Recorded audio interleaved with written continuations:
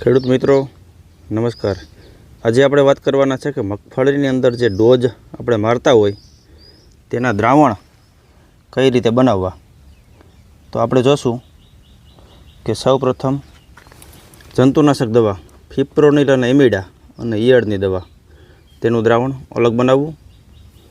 ત્યાર પછી ફૂગનાશક દવા M45 મેન્કોજેબ આપણે કહીએ છીએ અને હેક્ઝાકોનાઝોલ અને વેલિડાનું કોમ્બિનેશન તેનું દ્રાવણ અલગ બનાવવું।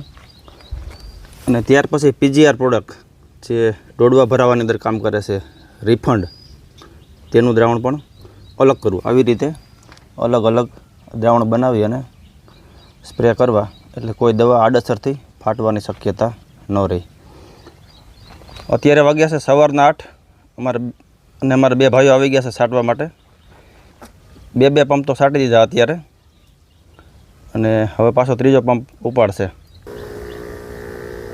તો આવી રીતે PMTની નોઝલથી એકદમ બારીક એવા બૂંદ ઝાકળની ગોળને ધીમી ચાલે સ્પ્રે કરવાનો છે અને 1 વીઘાની અંદર 50 લીટર આસપાસ પાણી